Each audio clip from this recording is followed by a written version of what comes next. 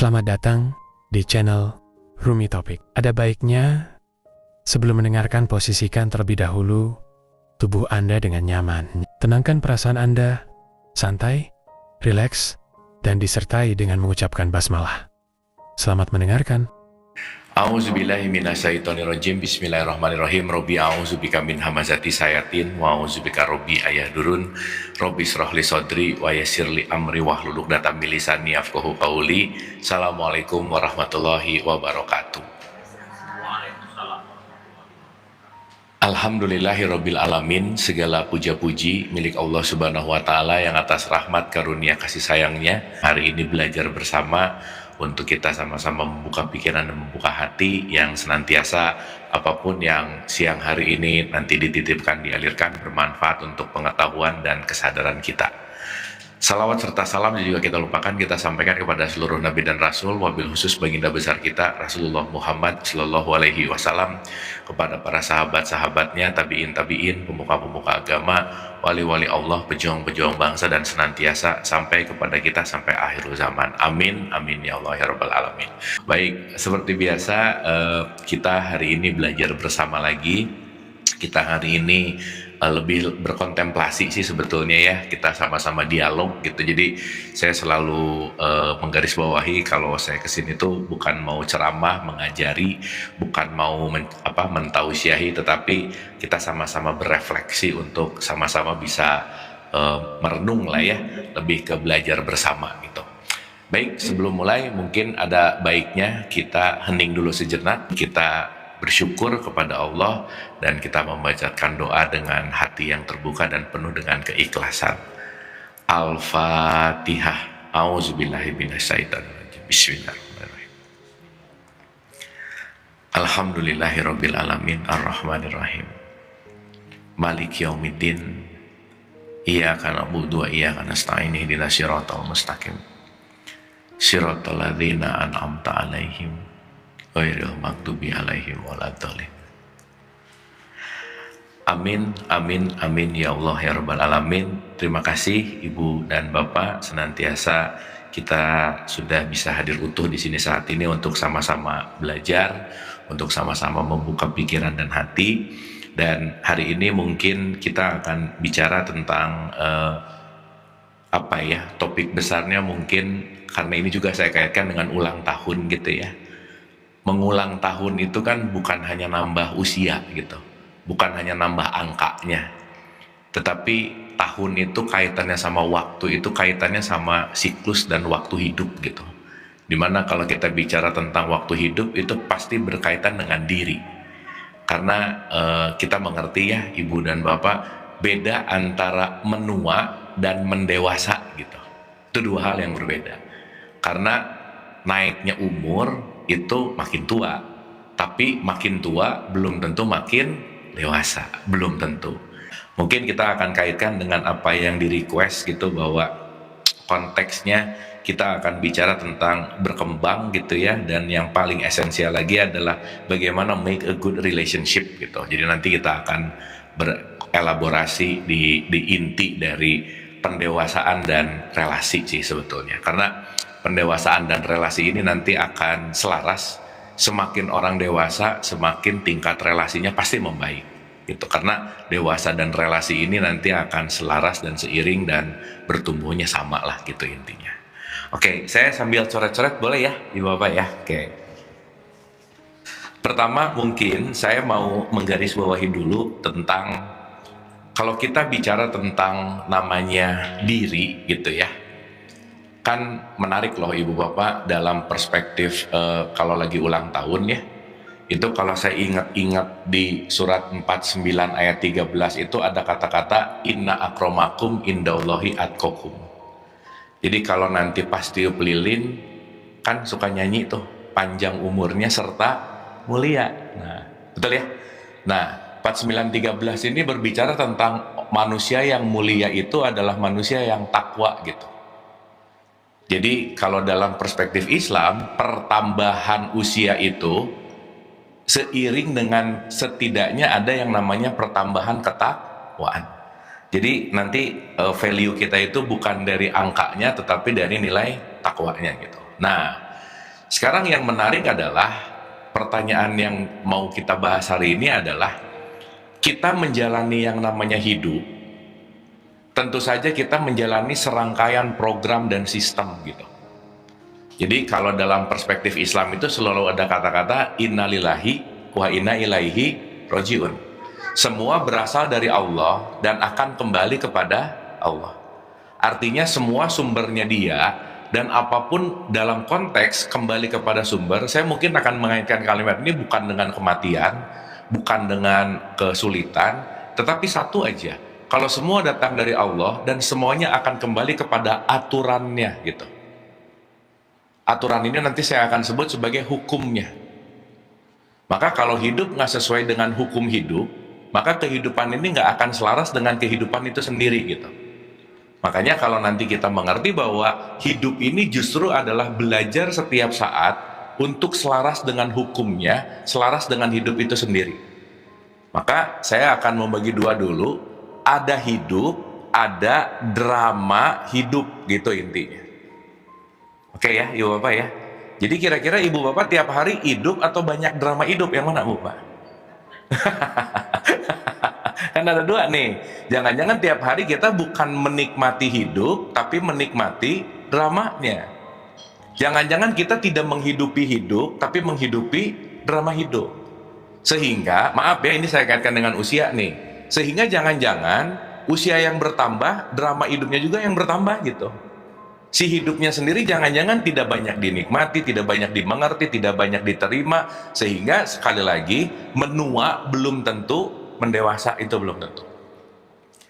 Jadi nanti kita akan ngerti, orang yang stuck, nggak kemana-mana, nggak berubah, itu karena kenapa? Dia muter-muter di drama yang sama gitu. Dan kecenderungan manusia memang looping di tempat yang sama. Habis gitu nggak sadar-sadar lagi gitu. Karena nanti kita akan ngerti ada yang disebut dengan hukum yang namanya tabur tuai perputaran.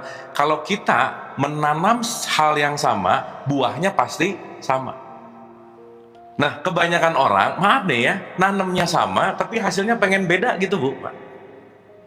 Karena lupa bahwa salah satu aturannya, salah satu hukum hidup itu adalah sering kita sebut yang namanya tabur tuai. Jadi nanti kita akan ngerti bahwa saat kita tidak mengerti hukum Allah, maka kita tidak akan selaras. Nah, untuk mengerti hukum Allah, keluarlah yang namanya ritual gitu. Ritual-ritual adalah jalan untuk kita mengerti hukum Allah supaya selaras dengan keinginan aturannya, atau mungkin dalam bahasa ceramah yang sering kita dengar, kita ikut ke ritual. Nah jadi mohon maaf nih Bu, Pak, orang rajin sholat belum tentu diridhoi. Kenapa? Jangan-jangan cuma melakukan ritual gitu, tapi dia tidak menyelaraskan diri dengan hukumnya. Tapi dia tidak menyelaraskan diri dengan aturan-aturannya gitu. Maka ritual ini didesain, let's say kita sebut ini sebagai agama gitu kira-kira. Agama itu kan dari kata A itu tidak kacau. Jadi orang beragama supaya tidak kacau, artinya apa? Harmoni dengan hidup gitu. Sip ya. Jadi yang menarik sekarang orang beragama malah makin ngaco gitu misalnya. Nah berarti jangan-jangan dia hanya melakukan ritual agama tapi tidak melakukan yang namanya penyelarasan, atau saya sering sebut dengan kata-kata harmoni gitu. Nah harmoninya apa aja? Minimal ada 3 nih. 1, harmoni kepada Allah itu sendiri. 2, harmoni dengan sesama. Dan yang ketiga, harmoni dengan alam gitu. Karena ini kita nggak bisa lepas. Makanya dalam perspektif Islam sering disebut hablum minallah, hablum minanas, hablum minal alam. Dan di surat 21 ayat 107, salah satu perspektif Quran disebut rahmatan lil alamin. Jadi nanti kita akan ngerti bahwa PR kita ini seumur hidup adalah melakukan kalibrasi, karena sistem hidup itu adalah dinamis. Hidup itu pasti berubah. Jadi Ibu Bapak maaf nih ya, kalau hidup dinamis dan kita nggak punya sifat adaptif, susah berubah, pasti kita nggak akan mendewasa. Orang yang tidak berubah akan sulit menghadapi perubahan kehidupan. Orang yang sulit berubah pasti akan banyak ngeluh daripada menerima hidup itu sendiri gitu. Makanya kata kuncinya nanti disebut sebagai adaptif. Nah, dalam bahasa Quran, adaptif ini disebut istiqomah gitu. Ayo dong istiqomah gitu. Istiqomah itu artinya apa? Ongoing proses dengan proses yang semakin continuous improvement kalau bahasa kerennya sekarang. Artinya apa? Melakukan perbaikan yang diulang-ulang. Sampai sini oke Ibu Bapak? Sip ya? Jadi skupnya saya rasa kita akan berbicara tentang ini gitu. Supaya nanti kita ngerti, semakin ngerti kenapa begini, kenapa begitu, kenapa begini, kenapa begitu gitu. Nah kebanyakan orang ngeluh tapi nggak ngerti apa yang dikeluhkan gitu Bu Pak. Ya pokoknya tiap hari ngeluh aja, tapi nggak ngerubah sistem gitu. Komplain tiap hari, tapi tidak merubah sesuatu yang untuk dalam tanda petik melakukan perubahan gitu. Nah itulah kenapa kita sangat perlu knowledge. Kita sangat perlu yang namanya pengetahuan. Oke, nah saya mau mulai dulu dari partikel yang paling dekat, itu yang disebut dengan diri gitu. Jadi pengetahuan tentang dirimu itu segalanya. Saat kamu tidak mengenal dirimu, bagaimana kamu akan membuat dirimu selaras dengan semesta itu nggak bisa. Makanya kalau saya pinjam dalam perspektif tasawuf, ada kata-kata man arafah nafsa, fakot arafah robbah. Kalau kamu mengenal dirimu, kamu akan mengenal. Mengenal itu salah satu artinya, kalau kamu kenal diri, kamu akan selaras dengan Rob. Kalau kamu kenal diri, kamu akan matching dengan ridhonya Allah gitu. Artinya apa? Self knowledge itu adalah konteks di mana hal yang paling penting sih sebenarnya. Sementara Ibu Bapak apalagi di era yang banyak sekali di era yang banyak sekali gangguannya gitu ya, banyak banget destruktif lah ya, destruktif event ya, kita dengan berita, sosial media, itu justru pengenalan terhadap diri itu jadi minim Bu Pak. Kita tuh banyak gangguan gitu. Makanya maaf ya Ibu Bapak ya, orang bisa jauh lebih tahu gosip orang lain daripada dirinya gitu Bu Pak. Detail banget kalau ngomongin orang, dia tuh gini. Dia tuh gini. Tapi untuk urusan ke diri ya gitu. Karena kenapa? Gangguan di luar itu jauh lebih menarik daripada masuk ke dalam diri gitu. Dan yang menarik, saat dia tidak mengenal dirinya, dia akan menyimpan semua kontrol apapun itu kepada faktor eksternal. Makanya Bapak jangan heran ya, hari ini orang berlomba-lomba ingin jadi orang lain. Gak pengen menjadi dirinya sendiri gitu. Dan justru hal yang paling ditakutkan adalah menjadi dirinya sendiri, sehingga apa? Pokoknya orang gini ikut, orang gini ikut. Sekarang kan yang diikutin yang viral gitu. Betul nggak Bapak? Yang dianggap benar tuh yang viral gitu. Padahal viral belum tentu kebenaran. Nah, sekarang yang jadi pertanyaan adalah, kalau kita tidak punya knowledge tentang diri, pengetahuan tentang diri, itu kita akan banyak sekali terdistraksi oleh faktor-faktor yang bukan diri kita gitu ya. Bahkan maaf ya Bapak, orang bisa lebih percaya omongan orang daripada perasaannya gitu. Ini ada yang pernah nanya ke saya, Kang, diri saya yang sejati itu siapa? Nah itu kan diri kamu, mau nanya ke saya sih gitu. Dalam artian, saking gak percaya dirinya, dia mencari jawaban-jawaban yang ilusi di luar dirinya gitu. Makanya Ibu Bapak, nomor satu, perubahan tidak akan terjadi kalau kita tidak memiliki hubungan baik dengan diri sendiri. Itu gak mungkin. Gak mungkin aja udah. Gimana kita mau make a good relationship sama orang lain, kalau sama dirinya sendiri aja tidak membangun hubungan yang baik? Itu gak mungkin aja udah. Artinya, saya ingin mengerucutkan, konteks awal adalah bagaimana aku mengenal diri. Setidaknya untuk mengenal diri kita ngerti dulu bagaimana mekanismenya gitu. Oke sampai sini Bu Pak? Sip ya? Dah. Sebelum ke mekanismenya kita ngerti dulu apa sih diri ini. Satu, diri kita setidaknya terbagi atas dua bagian besar. Ada diri yang tertampak secara fisik dan ada diri yang non fisikal gitu. Artinya apa? Ada diri yang tertampak sebagai tubuh biologis, jasad, ada diri yang mental yang nanti akan berkaitan dengan jiwa gitu inti. Berarti kita ini adalah kesatuan antara fisik dan mental, antara biological dan psychological gitu kalau pakai bahasa psikologinya. Berarti kita nggak bisa lepas dari tubuh fisik dan mental gitu inti. Pertanyaan Bu Pak, Kalau kita bicara tubuh fisik dan mental, tubuh fisik kita tergantung dari mentalnya nggak kira-kira? Iya dong. Bagaimana kita melakukan, berbuat, memilih, itu tergantung dari jiwa seseorang. Jadi, bagaimana orang mau berubah kalau dia tidak merubah kualitas jiwanya gitu? Itu nggak mungkin aja udah. Dan nanti kita ngerti bahwa kualitas jiwa ini konteksnya adalah akumulasi. Jadi nanti kalau kita bicara dalam konteks kualitas jiwa, nanti saya dalemin dulu sedikit. Ini semua adalah akumulasi. Jadi artinya apa? Konteks perubahan itu mesti ngerti dulu engineering atau konteks yang namanya mekanisme, mana tubuh biologisku, mana jiwaku gitu. Contoh. Dalam tradisi Islam, sholat wajib ya Bu, Pak? Kita tahu itu ya. Pertanyaan saya, sholat itu urusan tubuh fisik atau urusan mental?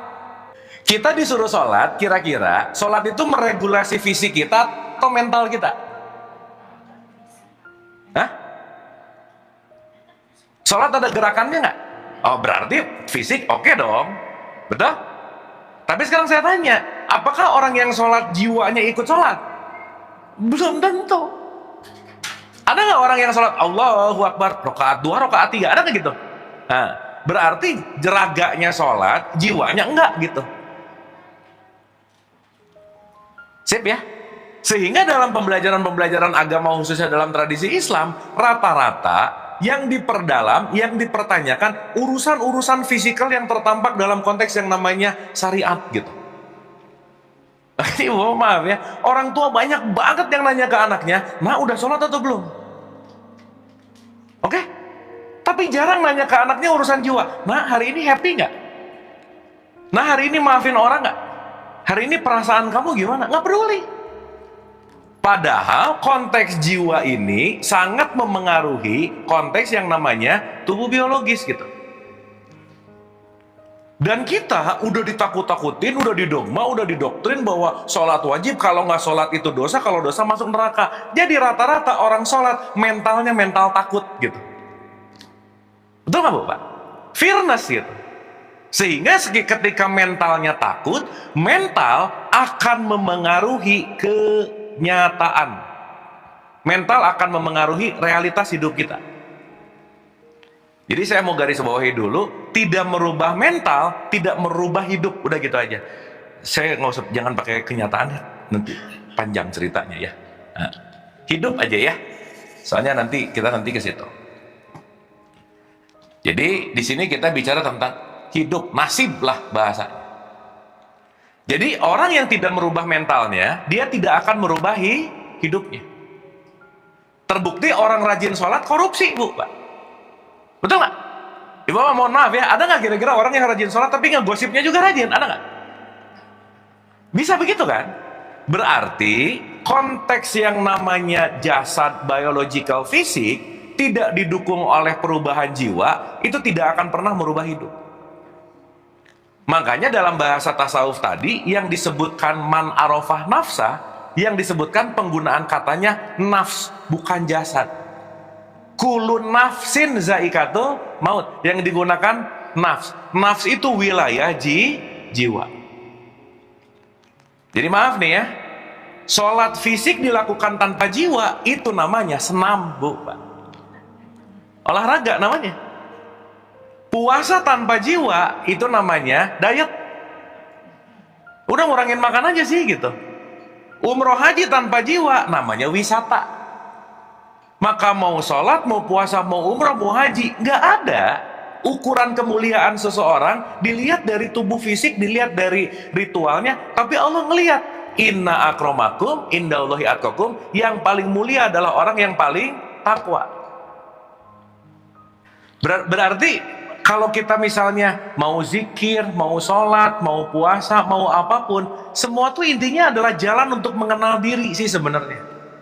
Untuk memilah-milah mana programku, mana benihku, mana program-program yang jadi virus gitu intinya. Dan setelah kita bisa memilah-milah itu, tahu bahwa oke, saya mau melakukan sesuatu yang benar-benar saya mau jadikan dan mau mau tuju gitu.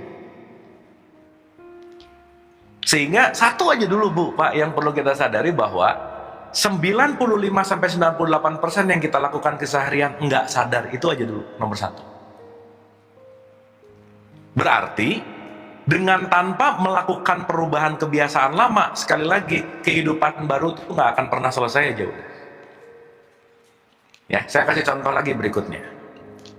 Berarti sekarang yang harus dirubah apa, Bu, Pak? Nomor satu, cara berpikir. Itu nomor satu. Yang kedua, selalu menelaah perasaan. Yang ketiga, selalu menelaah juga emosi. Kenal. Maka aku lebih mengenal pikiranku, perasaanku, emosiku, dan actionku gitu. Karena bagaimana kita berpikir, bagaimana kita merasakan, dan bagaimana kita melakukan, itu yang akan menentukan hidup kita gitu. Berarti kan ada kata-kata kesinkronisasian diri gitu. Antara apa yang aku pikir, aku rasakan, aku kerjakan. Ini selaras gitu. Dan kalau tidak ada keselarasan antara pikir, rasa, dan action, yaitu tadi, pikirannya kemana, perasaannya kemana, actionnya kemana, niatnya kemana, nggak akan kejadian. Contoh nih ya. Ada orang punya cita-cita, oke, that's it. Misal nih, ini untuk diketahui ibu bapak. Simple aja. Untuk cek and recheck apa sih sebenarnya yang aku sangat-sangat benihnya gitu. Basic desainnya apa. Nomor satu, untuk mengetahui itu, boleh ditanyain bahwa apa sih yang sebenarnya sangat mudah aku lakukan. Karena apa yang mudah kita lakukan, itu biasanya akan menjadi passion gitu Bu. Dan maaf ya, banyak orang kerja nggak sesuai passionnya, maka dia ketika kerjanya nggak betah gitu, meskipun nggak selalu ideal, meskipun. Ini pokoknya kalau udah indikator parameter ya, kalau mulai pulang jam 5, jam 12 ngelihat jam kapan pulang, udahlah, itu alamat tuh. Kalau udah Jumat pulang happy banget, Minggu malam tepok jidat, Senin yang besok mau kerja lagi nggak happy banget, itu alamat juga lah gitu kira-kira. Dan maaf nih ya, itu kadang-kadang tidak disadari. Jadi ya udah jalanin aja. Ternyata baru sadar 20 tahun, ya ampun ternyata nggak betah di sini gitu. Iya, padahal udah niat resign dari 5 tahun yang lalu, 10 tahun yang lalu gitu. Nggak terus. Akhirnya dia terpaksa tidak sesuai dengan passionnya. Dengan lingkungan seperti itu, dengan vibe seperti itu, jadi nggak enjoy. Misalkan. Jadi saat kita mulai ngerti apa sih yang easy, oke. Karena easy-nya saya, easy-nya teman saya, easy-nya ibu dan bapak semua, pasti beda-beda. Itu nanti akan mulai dikenali gitu. Oke, saya mau mengenali. Dan ini proses perjalanan seumur hidup sih sebenarnya. Kenapa? Karena semuanya bisa dalam konteks yang namanya dinamis tadi gitu. Jadi yang pertama, aku tahu ini easy buatku. Easy. Ibu bapak, kalau saya disuruh ngitung uang dalam kalkulasi akuntansi, saya sehari langsung resign Bu Pak, udah aja. Mendingan disuruh ngomong seharian Bu Pak, karena buat saya ngomong itu easy, passion saya gitu. Makanya mau sehari 2-3 jadwal memang melelahkan, tapi enjoy banget. Kenapa? This is my passion gitu. Dalam konteks ketika menghidupi, kan ada pepatah yang mengatakan, bukan pepatah sih, ada satu statement bilang gini, beruntung seseorang yang memiliki hobi dan dibayar dari hobinya gitu, misal. Kenapa? Karena dia ngerjain sesuatu dibayar lagi gitu. Karena hari ini boleh jadi banyak orang ngerjain yang nggak sesuai, dibayar. Akhirnya apa? Dia cuman kerja, tapi tidak menghidupi hidup gitu. Makanya hari ini banyak orang yang butuh healing gitu. Lagi healing aja mikirin kerjaan lagi Bu Pak. Itu jadi nggak healing namanya ya.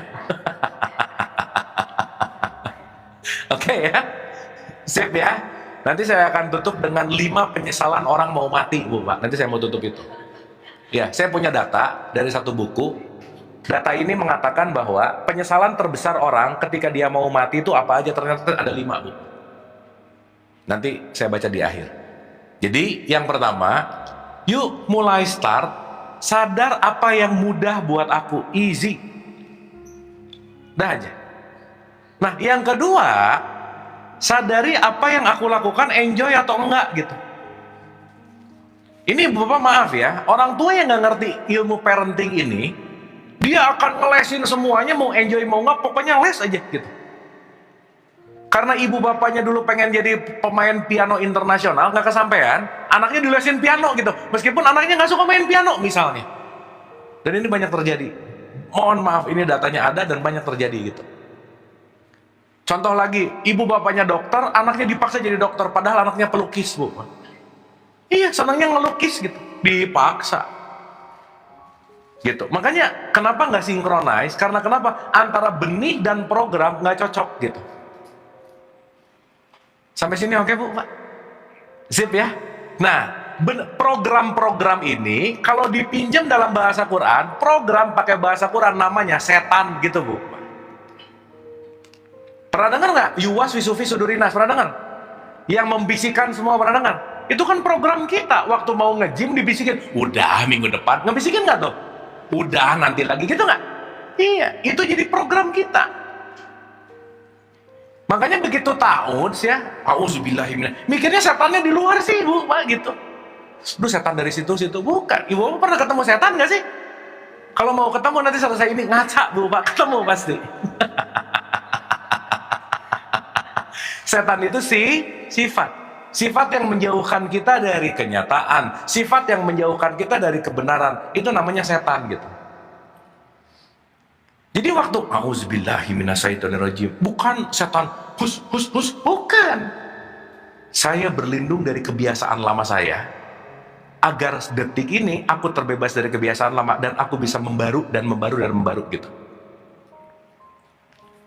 Karena saat kita mengikuti kebiasaan lama, oh ya udah. Contoh, ibu bapak, mohon maaf nih, ngomongin habits. Ini ibu bapak, semuanya lagi dengerin saya, kelihatan kayak nyimak. Ini di dalamnya nggak tahu Bu, Pak. Mungkin 2 detik, zet, belok ke kanan. Betul nggak? 2 detik belok ke kiri. Iya, pasti. Gitu. Karena program-program auzubillah tadi tuh, auzubillah. Artinya apa? Ya Allah, semoga program mikirin sensi lah, PS lah, PIM lah, tas lah, apa, hilang dulu ya. Karena saya mau fokus gitu. Adiksi terhadap berpikir dan tidak fokus, program nggak kira-kira? Program. Makanya maaf ya, banyak meeting yang nggak efektif efisien, gitu tuh. Udah meeting iya, ibu bapak sorry to say, penelitian terakhir mengatakan manusia modern itu cuma bisa fokus less than 8 second, di bawah 8 detik Bu, Pak. Serius? Ikan koki 9 detik, jadi kita sama ikan kalah loh Bu, Pak. Ikan koki itu 9 detik, langsung gitu. Manusia belum 7 detik udah belok. Contoh, begitu mau meeting, tangan udah pengen ngebuka WhatsApp lah, Instagram lah, dan itu automatic design. Dan ketidakfokusan itu yang membuat kita jadi tidak efektif efisien. Contoh lagi, based on si setan nih, program. Ini saya sering ulang-ulang pakai analogi supaya mudah nih. Kita mau email, begitu buka handphone, cetak. Ada notifikasi TikTok, cetek, pencet dulu, ngek. Email jadi lupa nggak? Lupa. Scroll. Notifikasi WhatsApp keluar, cetek, pencet. Ngomong ini itu ke WAG apa forward, hai, selesai. 45 menit berikutnya baru, tadi mau ngapain ya? Nah, gitu. Pernah nggak gitu Bu, Pak? Nah itu setan maksudnya gitu. Yang membuat kita ke tujuan mau ngemail, dibelokin dulu. Itu yang disebut yuwas, wisufi, sudur, rinas. Makanya ada ayat kursi itu bukan ayat kursi meninggalkan setan-setan, bukan Bu, Pak. Tapi membuat kita still fokus gitu, karena setan tuh di dalam. Godaan tuh di dalam, bentuknya apa? Program, habits, kebiasaan, gitu. Makanya ta'ud, sekali lagi, itu bukan urusan yang aneh-aneh di luar, bukan sih sebenarnya. Membuat kita lebih proper, lebih fokus untuk kita shift, diem sesaat gitu. Sampai sini oke Bu, Pak? Sip ya? Berarti mohon maaf nih, suami istri, laki-laki perempuan yang nikah bawa setan masing-masing nggak kira-kira? Iya, setan ketemu, setan puyeng udah pasti. Orang program ini bawa program ini, ketemu aja. Makanya kan sok ibu bapak kalau di KUA pas mau nikah pasti ada statement, kamu bukan menikah hanya seorang tapi menikah sekeluarga. Begitu nggak kira-kira? Ini maksudnya. Oh belum pernah ya? Enggak, kalau akan nikah, oh lupa kali ya, ya nggak apa-apa sih, udah nggak usah diingat-ingat ya. Sih gitu. Artinya once kita making relationship, kita bukan making relationship sama satu orang, tapi sama semua program yang membuat dia seperti ini gitu. Jadi urusannya tuh panjang sih sebenarnya. Sehingga saya sering ngomong ulang-ulang bahwa kan tadi pertanyaannya pernikahan, Iwa jangan lupa loh, hidup ini sekolah, betul nggak? Kalau hidup ini sekolah, berarti tiap jam pelajaran, setiap tempat belajar, dan siapapun yang mau datang ke kita pasti mau mengajarkan sesuatu. So itulah kenapa Nabi Muhammad bilang, nikah adalah kunci atau ibadah tertinggi dan terlama. Karena nggak ada waktunya. Berarti pernikahan itu universitas kehidupan. Sekolah tinggi kehidupan tuh bukan S1, S2, S3, bukan itu formal. Tapi hidup sekolahan namanya pernikahan. Berarti di waktu pernikahan dapat guru besar nggak kira-kira? Iya, namanya juga kan disebut mahasiswa, berarti ketemu maha guru, betul nggak? Berarti maha guru kita yang jadi pasangan kita di pernikahan nggak? Ya udah. Dan saya selalu bilang, ibu-ibu jangan lupa, menikah itu perang panjang, udah nggak ada lagi. Jadi bukan kayak diceritain kayak film Disney, happy ending apa, enggak lah. Pernikahan itu kayak Marvel Infinity War, nggak akan ada beresnya. Perang terus. Tapi kata kuncinya, bukan urusan perangnya, bukan untuk saling mengalahkan, tapi saling menumbuhkan. Nah maka kalau tidak ada sinkronisasi program antara suami dan istri, makanya ibu maaf nih ya, ini orang Indonesia kelakuan nih, maaf nih. Orang Indonesia itu rata-rata ngomong nggak ngerti isinya, Bu. Nah aja, apalagi urusan-urusan agama gitu. Datang ke pernikahan, udah aja seenaknya ngomong, semoga sakinah mawadah warohmah. Betul nggak? Nggak ngerti maksudnya apa gitu, pokoknya disingkat lagi, semoga samawa, ya nggak tahu isinya apa. Padahal ibu bapak ya, maaf ya ini kalau saya pakai teatrikal dikit. Kalau kita ngomong semoga sakinah mawadah warohmah, Allah tuh kecewa loh. Rada-rada bete gitu, kalau boleh ngomong agak bete. Kenapa coba? Saat kita ngomong semoga sakinah mawadah warohmah, contoh, sakinah itu tentram, mawadah itu kasih, warohmah itu sayang, betul nggak? Sekarang saya tanya, kasih sayang Allah itu semoga atau pasti atau udah ada? Pasti. Betul nggak? Berarti kalau Allah kita diomongin semoga mawadah warohmah, semoga Allah memberikan kasih sayang, kecewa Allah. Enak aja semoga saya tiap hari ngasih kasih sayang kok gitu. Betul nggak? Jadi kalau mau pakai bahasa yang agak benar, cukup semoga sakinah titik, mawadah warohmahnya udah ada. Yang belum ada sakinah. Tapi karena viralnya semoga sakinah mawadah warohmah diikutin. Kenapa begitu? Udah pokoknya yang viralnya begini gitu. Betul nggak Bu Pak? Dan yang ngerti ini cuma 1% masalahnya. 99%-nya ikutan dogma dan doktrin. Nah jadi ibu bapak bagi yang ngerti yang 1%, jangan juga sih nanti pulang dari sini ke undangan ada yang ngomong semoga sakinah mawadah warohmah. Langsung sini saya kasih tahu Allah itu kecewa loh. Jangan, udah biasa aja ya, jangan jadi ceramah, jangan. Nah orang Indonesia tuh paling senang nyeramahin orang lagi. Ibu bapak maaf ya, ini fakta terbaru dalam, bukan terbaru sih, fakta lately lah dalam konteks mental issues. Kita nggak pernah tahu orang lagi depresi atau enggak, tuh nggak pernah tahu. Dan ibu bapak perlu diketahui, orang depresi paling nggak suka dinasihati. Jadi please berhenti jadi orang yang sering nyeramahin, ngasih nasihat, please. Kenapa? Nasihat, ceramah, advice nggak ngerubah. Maka maaf banget nih, orang depresi tinggal di Indonesia menderita. Kenapa? Lingkungannya tukang ceramah, bukan. Sekedar mengingatkan, rese banget, nyebelin banget gitu. Orang nggak minta diceramahin malah ceramah gitu, kan nyebelin banget ya gitu. Sehingga apa? Ya itu tadi, tidak memiliki salah satunya kecerdasan emosi. Menceramahi habits nggak Bu Pak? Habits loh. Dia kalau emang didesain diceramahin terus, ke anaknya ceramah mulu, ngasih jangan mulu gitu. Itu otomatis gitu. Mau nggak mau, suka nggak suka gitu. Nah jadi dalam perspektif ini yang ingin saya garis bawahi, satu, ya meskipun ibu bapak ini nggak ada satuan waktu sih, tetaplah cari apa yang easy buat kita dan enjoy buat kita. Karena dua hal ini yang menjadi indikator parameter bahwa this is my passion gitu. Ini adalah apa yang aku suka lakukan. Nah, hal yang ketiga itu namanya excellent. Ini kalau melakukan sesuatu top deh. Gak semua orang lo masak tuh enak, Bu, Pak. Gak semua. Tapi misalnya ketika kita bikin sambal dan enak banget, excellent, that's it. Mungkin passionnya di sini, mungkin. Karena apa? Excellent banget gitu. Nah, tiga-tiganya membentuk earning, ini baru penghasilan di sini. Makanya Ibu Bapak pernah dengar kata passion ya? Pernah dengar?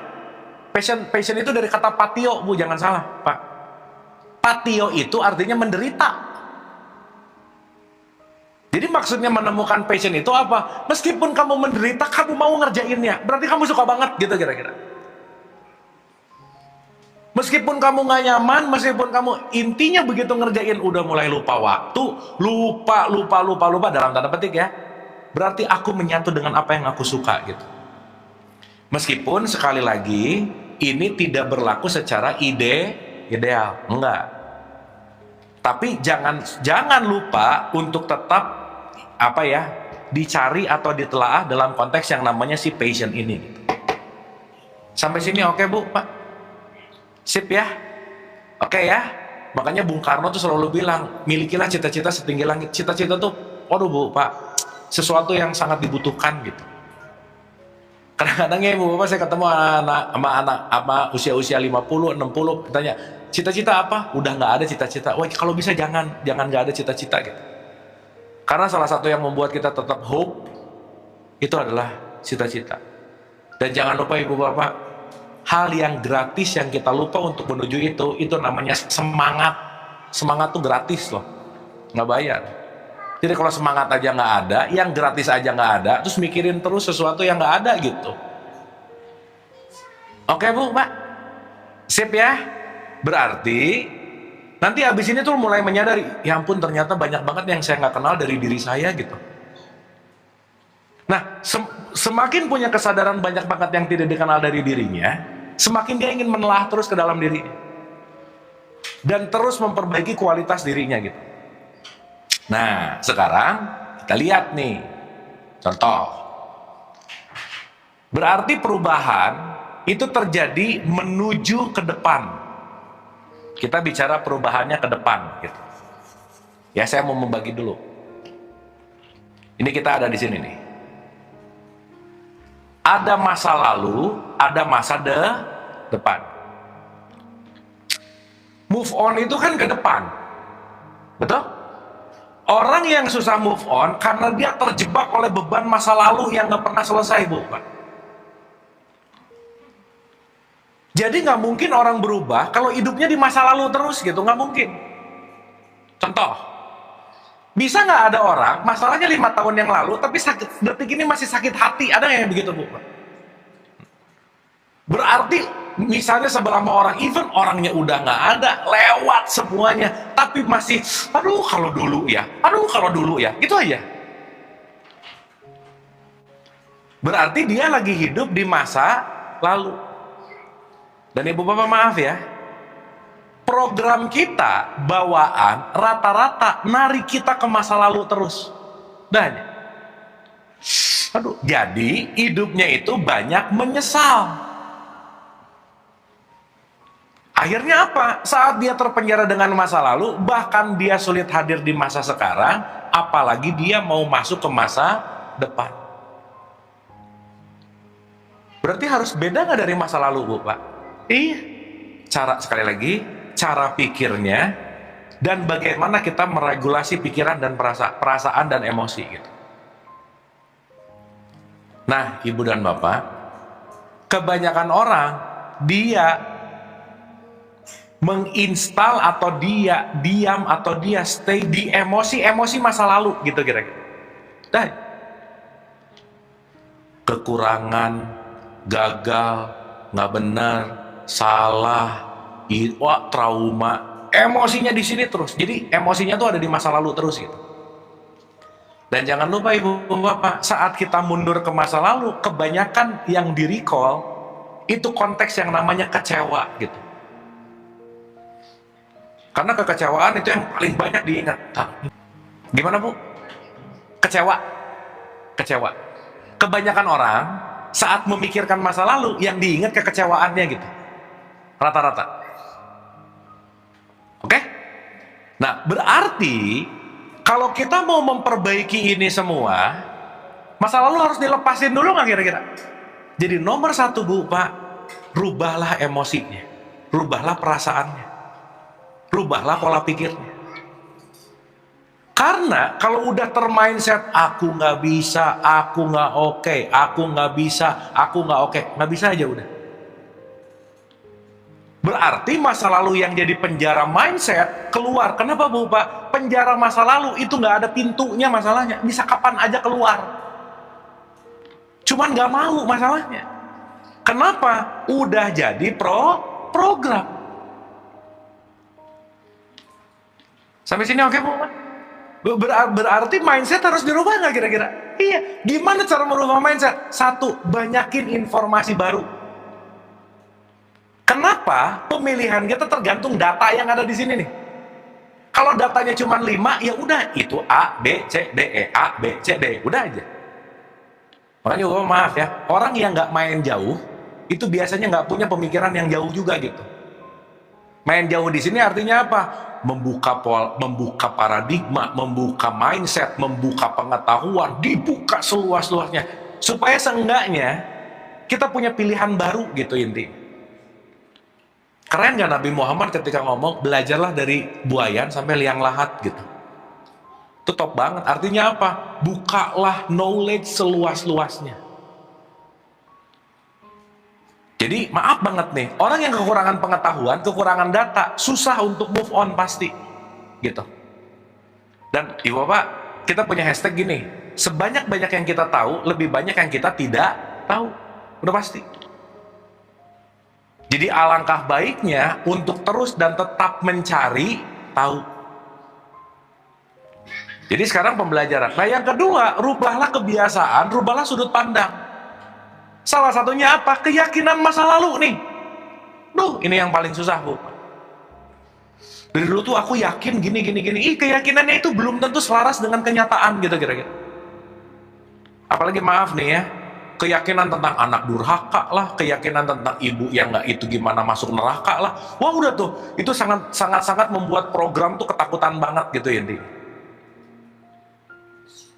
Jadi orang tua mendidik anaknya karena di sini tuh neraka gitu loh Bu. Dengan mindset belief yang konvensional, artinya apa? Ketika dia tidak merubah keyakinannya, dia juga nggak akan membaru gitu intinya. Jelas ya? Jadi gak bisa enggak Bu, Pak. Ini nggak ada batasan waktu. Ya kita hari ini menjadi saksi ibu yang udah 91 tahun Ibu ya. Itu luar biasa Bu, 91 tahun. Itu kan rentang waktu yang gak sebentar gitu. Yang artinya kalau kita bicara dalam satuan waktu inilah yang akan nanti kita renungkan selama waktu ini berjalan, programnya ngapain aja gitu kira-kira. Jadi perlu merubah nggak? Perlu. Yang paling susah dirubah keyakinan dan ego salah satunya. Dari dulu tuh orang tua harus benar terus misalnya. Udah nggak zaman sekarang. Karena kebenaran itu bukan urusan mana yang tua, mana yang muda. Ingat, orang tua disebut tua karena duluan lahir, Bu, Pak. Udah aja. Betul? Lebih banyak pengalamannya, iya, tapi belum tentu lebih benar. Belum tentu. Hari ini anak, nggak ada yang belajar TikTok dari ibu bapaknya. Nggak ada, Bu, Pak. Oh, dulu nggak ada TikTok sih, ya benar, Bu.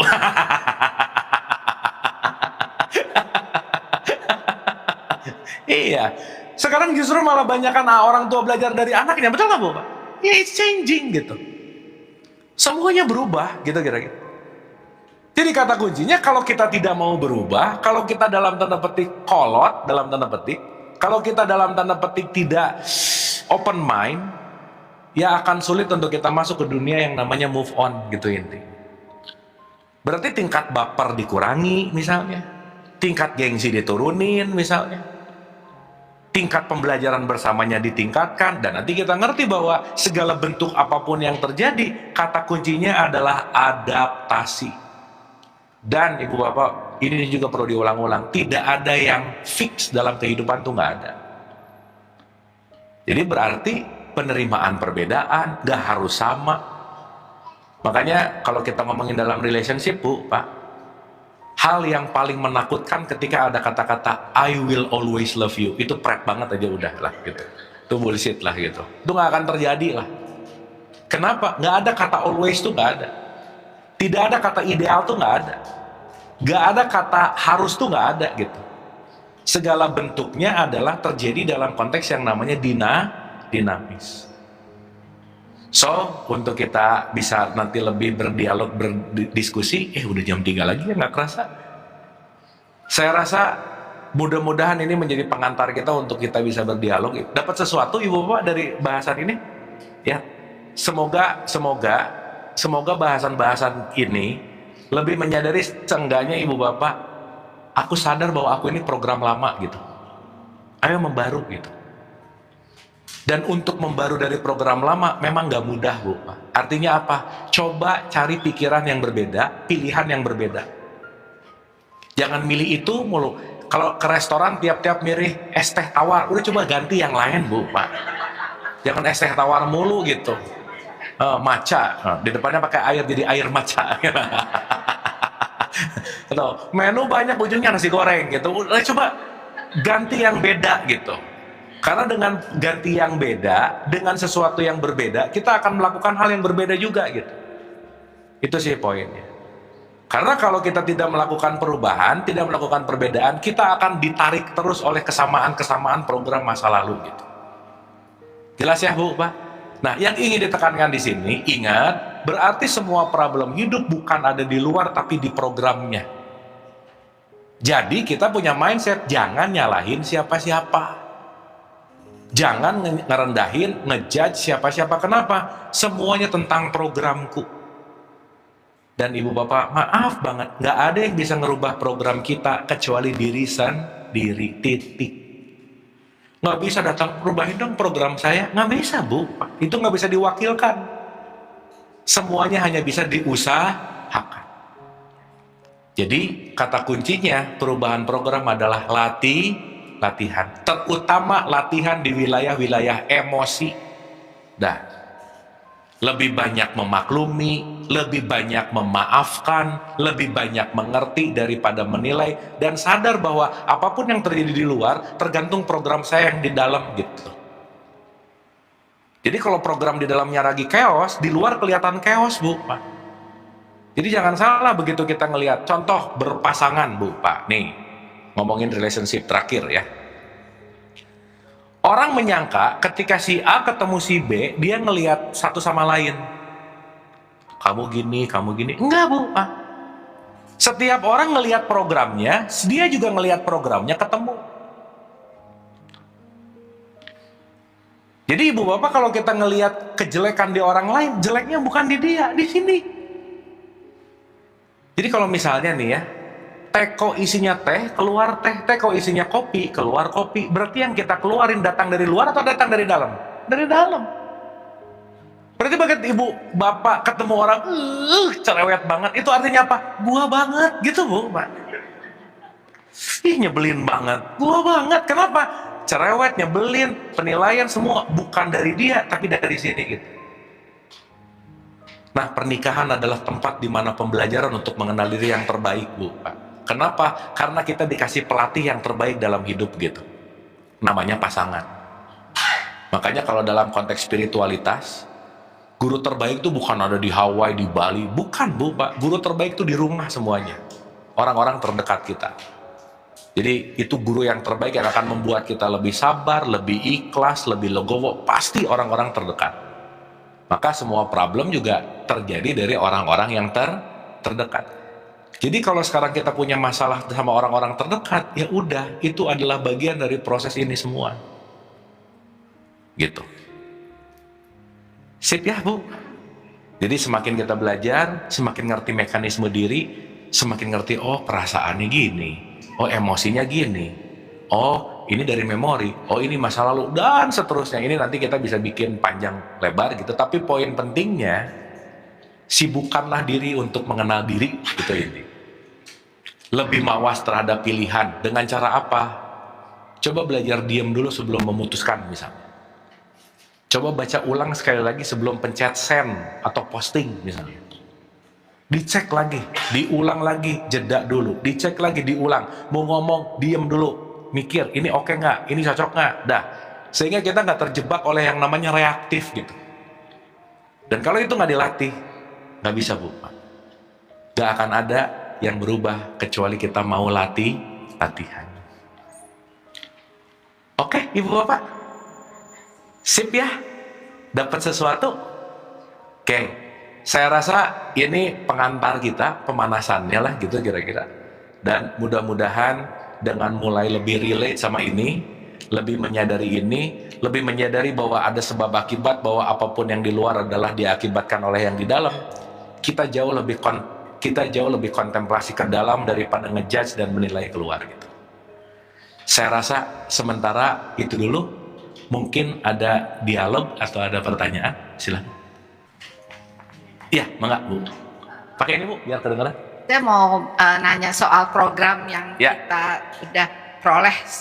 Kalau kita merasa bahwa program yang kita peroleh itu nggak kenapa-kenapa, masalah nggak itu? Nggak masalah. Nggak masalah kan? Iya, kan nggak semua program bermasalah. Ya, maksudnya kita yang bisa, maksudnya kita menyadari ada program-program yang memang bagus dan itu sesuai zaman terus, itu nggak masalah. Nggak kan, masalah. Ya?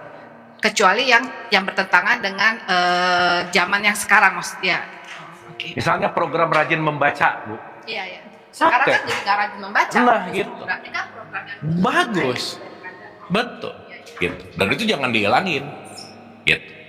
Nanti kita cek program yang kira-kira nggak relevan sama kekinian. Iya, karena kan apa yang saya peroleh dari ibu itu kan juga banyak yang bagus sebenarnya. Pasti. Bukannya 100%, tapi kan kita pun akhirnya bisa menilai. Kan? Betul. Nanti Ibu filter. Nanti ke next filter gitu. Ya, karena kan nggak ada orang yang siap jadi orang tua sebenarnya. Betul nggak? Dia mewariskan semua apa yang didapatkan dari orang tuanya. Nah sekarang saatnya kita untuk bisa memfilter gitu. Itu sih. Justru anak-anak kita ke anaknya lagi itu yang lebih sulit karena perubahan zamannya itu kan semakin susah. Maksudnya semakin teknologinya semakin jauh. Betul. Tapi ngomongin susah sih semuanya punya kesusahannya masing-masing sih. Pasti. Generasi pun juga akan mengalami kesusahan. Pasti. Tapi kalau kita ngelihat kesusahan sebagai tantangan nanti lain cerita sih. Bukan susah, tapi perubahannya memang begitu gitu. Karena susah itu program, Bu. Oh, kayak kita udah program susah. Aduh, nanti itu susah program udah. Gitu. Kan gitu kira-kira. Terus kalau untuk anak-anak itu kalau misalnya kan tuh kita dulu kita ada di comfort zone, untuk kita, tapi kan kita perlu ada perubahan karena ada yang dipaksa harus berubah, misalnya dia harus dan dia kuliah kerja di luar negeri, terus kan visa habis kan dia harus siap-siap untuk pindah kerja di negara lain. Itu kan suatu perubahan untuk anak-anak zaman sekarang itu kan besar sekali usahanya untuk supaya nyaman lagi gitu. Nah itu menurut Kang Abu itu gimana cara? Ya, balik lagi Bu, gini, perubahan akan datang dari yang namanya ketidaknyamanan, pasti. Pada titik nggak nyamannya pasti berubah. Maka kata kuncinya yang kita nggak bisa lakukan adalah memaksa. Kita nomor satu nggak bisa, karena semua orang punya titik jatuh temponya untuk berubah gitu. Makanya kita hanya bisa mengencourage. Dan nanti semua orang akan mengalami titik konsekuensinya masing-masing. Gitu. Jadi contoh gini, kita mungkin menilai ini comfort zone, tapi buat dia mungkin enggak, kita nggak tahu. Karena comfort zone-nya kita dan dia pasti beda. Gitu. Sehingga yang lebih menarik lagi bahwa konteks kalau kita mau melakukan sesuatu, jangan lupa setiap orang pasti punya titik nyamannya masing-masing. Gitu. Nah, ketika kita menyadari dan kita bisa melakukan yang namanya toleransi dengan nyamannya orang lain, nggak pakai program kita memaklumi dan mengerti. Gitu. Nah, yang agak bahaya, kenyamananku disamaratakan dengan kenyamanan orang lain supaya ngikutin nyamannya aku. Wah, itu bahaya. Gitu. Karena yang benar tuh gini. Nah, kan bukan hidup aku gitu. Gitu intinya. Sehingga nanti kita akan ngerti bahwa setiap orang akan bertumbuh sesuai dengan kapasitas dan kadarnya gitu. Misalnya kan zaman sekarang ini kan banyak yang memang encourage orang untuk kalau memang susah cari kerja di Indonesia Ke luar negeri. Ada anak yang memang mau mencari informasi gitu, tapi kan dia pasti akan tidak nyaman juga kan. Pasti. Yang perubahan yang besar. Nah untuk dianya itu dia tetap struggling aja gitu. Nah kan konsekuensi Bu. Dari pilihannya. Iya. Dan saat kita ada di zona nyaman terus akan ketemu zona nggak nyamannya pasti Bu. Itu dinamis pasti. Pasti dinamis. Dan saat kita, contoh nih ya, banyak orang tua juga sih memang yang, aduh nanti gimana, itu kan program juga. Misal, gitu. Karena yang namanya perpindahan, yang namanya perubahan, nggak mungkin. Tidak ada titik adaptasi itu nggak mungkin. Dan adaptasi itu memang tidak menyenangkan, Bu. Mau nggak mau, gitu. Tapi ya balik lagi, itu adalah konsekuensi yang dia pilih untuk sebagai jalan dari tadi tuh. Melanjutkan dalam konteks proses kedinamisan hidupnya gitu. Itu sih Bu. Sip. Sip. Berarti semua problemnya cuma satu Bu, khawatir. Dah, itu. Program khawatirnya yang perlu diturunin. Gitu. Karena kekhawatiran itu membandingkan. Saat membandingkan mengharuskan nanti gitu. Dan 99% yang kita khawatirkan nggak kejadian. Iya, sok ibu rasain. Khawatir nggak kejadian. Itu adalah ilusi gitu. Gitu. Berarti kalau khawatir lagi di masa depan nggak kita? Aduh, iya dong. Kan gini, nanti gimana ya? Bener nggak? Overthinking. Berarti kita lagi di masa depan nggak? Masa depan kan nggak ada. Ya, belum ada maksudnya. Ya nggak ada lah anggap. Berarti kalau kita mengkhawatirkan masa depan nggak ada. Mengkhawatirkan yang nggak ada. Mending yang nggak ada diberesin gitu. Itu sih poin. Berarti itu internal program khawatir. Gitu. Sip ya. Karena kan mau A, mau B, mau C, ya udah. Semua ada konsekuensinya gitu. Dan kita nggak bisa bilang bahwa itu baik atau buruk, benar atau salah gitu, nggak bisa. Kenapa? Karena apa yang terjadi itu yang pasti harus terjadi. Dan itu nggak bisa ditolak gitu. Itulah realitas nanti. Gitu. Ada lagi? Iya. Boleh pakai mic Mas? Oh enggak? Iya. Ini kan kamu nanya. Iya. Ini kan membahas, ini sebenarnya agak konten sih. Tapi kan tadi membahas tentang agama. Iya. Kita tahu nih, agama itu ternyata hanya tidak agamanya Kacau. Ya. Nah, kalau ngomong tentang agama Islam, tanggapan Kang Abu gimana nih? Berdasarkan literatur yang udah Kang Abu pelajarin, kira-kira di mata Allah itu lebih baik mana? Orang yang beriman tapi tidak menunjukkan sifat Islam, atau orang yang tidak beriman tapi malah perilakunya lebih Islam daripada orang yang beriman? Oke, gimana gitu ya? Ya gimana? Dia tanggapan Allah tuh kira-kira gimana sih gitu? Iya. Nah, jawaban saya nggak tahu Mas. Kan saya bukan Allah ya. tapi ada tapinya gini ya. Kita harus ngerti, maaf ya ibu bapak ya, Islam itu bukan agama gitu. Itu dulu. Islam itu value, nilai yang dilembagakan menjadi agama. Jadi kalau sekarang kita ngomongin Islam, itu bukan berbicara tentang identitas gitu loh Mas. Jadi sekarang saya kasih contoh, ada orang lahir dengan identitas Islam, berarti dia otomatis jadi orang Islam kan gitu.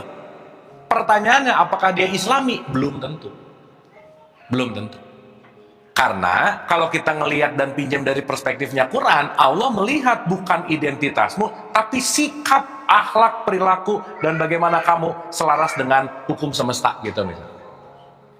Itu sih poin. Jadi yang bisa dipastikan, satu nih, Allah nggak pernah ngelihat identitas itu aja Mas. Makanya kenapa iman dan takwa nggak ngomongin di identitasnya. Betul nggak? Contoh, hai orang-orang yang beriman diwajibkan atas kamu puasa. Allah nggak ngomong, hai orang-orang yang KTP-nya Islam tapi beriman. Benar nggak? Quran, hadza basairul linnas, petunjuk bagi manusia. Nggak ngomongin KTP-nya, tapi human. Buat semuanya. Cuman identitas berdasarkan ego dan program kita secara otomatis dikasih program identitas. Jadi aja saya Islam. Kan saya agamanya Islam gara-gara ibu saya. Saya nggak milih loh mas. Mau komplain marah ibu saya nanti, ya udah aja gitu. Misalkan. Sehingga kalau kita menyadari bahwa Islam itu bukan hanya identity, Islam itu adalah the way of life itu sendiri. Gitu. Jadi sebenarnya orang yang bersyahadat juga belum tentu Islam ya. Lah, Value-nya. berarti syahadat juga bukan urusan identitas kan? Tapi value juga. Gitu. Jadi orang sekarang yang pindah dari server A ke server Islam gitu. Ya login lah. Kan sekarang lagi ada login gitu. Terus cuman ngomong asyhadu alla ilaha. Burung beo juga bisa mas disuruh gitu. Benar nggak? Berarti bukan masalah ucapannya, tapi kesadaran dan sikap hatinya gitu. Point of view-nya ada di situ. Kenapa? Karena Islam ini bukan kelompok atau bukan bukan sebuah kumpulan atau sebuah bahkan as a religion. Secara esensi Islam itu adalah berserah total kepada hidup gitu. Total surrender to life. Jadi mohon maaf nih ya mas ya. Orang yang KTP-nya tidak Islam dan dia lebih berserah kepada kehidupan itu lebih Islami daripada orang yang KTP-nya Islam gitu. Ya, berarti kalau surrender to life, dia akan tunduk patuh kepada kenyataan atau realitas, betul nggak? Berarti realitasnya 5 diterima, realitasnya 4 diterima. Berarti mas, gampang aja. Ciri orang yang Islam adalah nggak banyak komplain dalam hidup, udah gitu aja.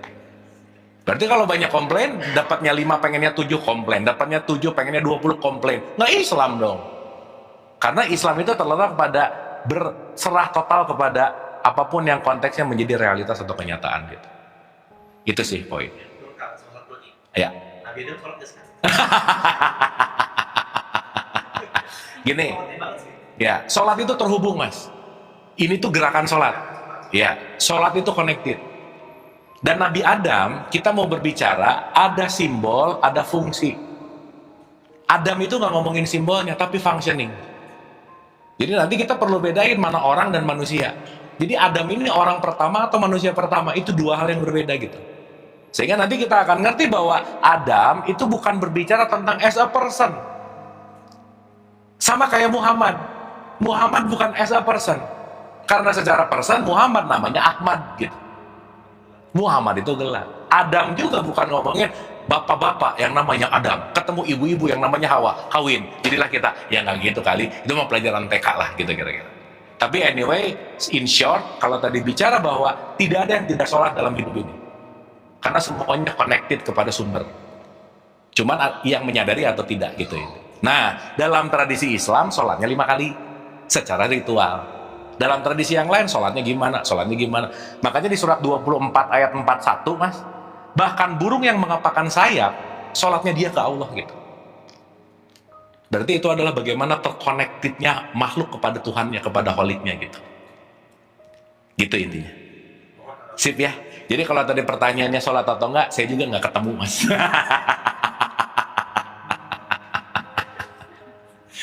Aman ya ibu bapak ya?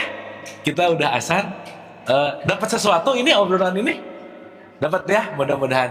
Baik ibu dan bapak, terima kasih. Kita Al-Fatihah sebentar dan doa penutup. Al-Hadiniyah Al-Fatihah. A'udzubillahi minasyaitonirrajim. Bismillahirrahmanirrahim. Alhamdulillahirabbil alamin arrahmanirrahim. Maliki yaumiddin. Iyyaka na'budu wa iyyaka nasta'in. Ihdinas siratal mustaqim. Siratal ladzina an'amta 'alaihim ghairil maghdubi alaihim waladdallin. Amin. Allahumma rabbighfirli wa liwalidayya warhamhuma kama rabbayani shaghira. Rabbana atina fid dunya hasanah wa fil akhirati hasanah wa qina adzabannar. Wa adkhilna jannata ma'al abrar ya aziz ya ghafar ya rabbal alamin. Subhana rabbika rabbil izzati amma yasifun wa salamun alal mursalin walhamdulillahi rabbil alamin. Hatur nuhun, terima kasih, mohon maaf lahir dan batin. Wabillahi taufik wal hidayah. Assalamualaikum warahmatullahi wabarakatuh. Hatur nuhun. Oh iya, yang 5 ya, lupa ya. Oh iya, terakhir. Tambahan, injury time. Oke. Jadi gini, Ibu Bapak. 5 penyesalan terbesar ketika seseorang mau menghadapi ajalnya. Ya. Dan ini sangat direnungkan gitu.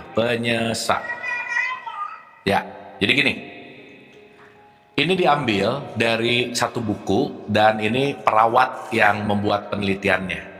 Jadi perawat ini disebut perawat paliatif, dia yang menemani orang-orang yang mau meninggal gitu, Pak. Ya. Nomor 1. Penyesalan terbesar orang yang mau meninggal rata-rata nomor 1, saya berharap saya memiliki keberanian untuk menjalani hidup yang benar bagi diri saya sendiri, bukan kehidupan yang diharapkan oleh orang lain. Itu nomor 1. Berarti banyak orang yang tadi saya cerita hidup menghidupi keinginan orang lain. Jadi penyesalan nomor 1 adalah, aduh kalau aja saya ngikutin maunya aku gitu, bukan maunya dia, maunya sosial, maunya siapa-siapa. Itu nomor 1. Yang kedua, saya berharap saya tidak bekerja terlalu keras. Itu nomor 2. Ya, ini nomor 2. Terutama pada pria, mereka menyesali waktu yang terlalu banyak dihabiskan untuk bekerja sehingga kehilangan momen bersama keluarga dan orang-orang yang dicintai. Jadi nomor 2 itu work hustle lah kalau bahasa sekarang.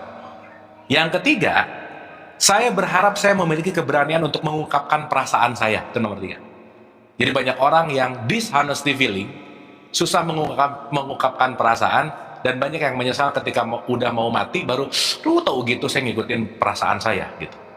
Yang nomor 4, saya berharap saya tetap berhubungan dengan teman-teman saya.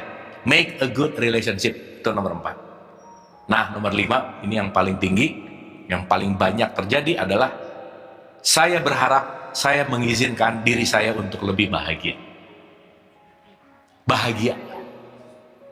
Banyak orang menyadari bahwa kebahagiaan adalah pilihan, tetapi mereka terlalu takut untuk keluar dari zona nyaman atau terlalu peduli terhadap apa yang orang lain pikirkan. Jadi penyesalan tertinggi adalah ketika dia tidak memilih untuk menjadi bahagia. Jadi sekali lagi, bahagia itu pilihan, bahagia itu yang menciptakannya kita masing-masing. Hatur nuhun. Terima kasih. Alhamdulillah. Anda telah menonton video ini hingga di penghujung video. Semoga video ini bermanfaat untuk Anda, serta dapat menjadikan diri Anda lebih baik dari hari kemarin. Nantikan video kami selanjutnya. Terima kasih. Bismillah. Assalamualaikum warahmatullahi wabarakatuh. Bulannya telah menguasai hati. Apa kalau kita hakikatnya cinta ini ada sila-silanya levelnya isinya para bapak yang isinya antara kemana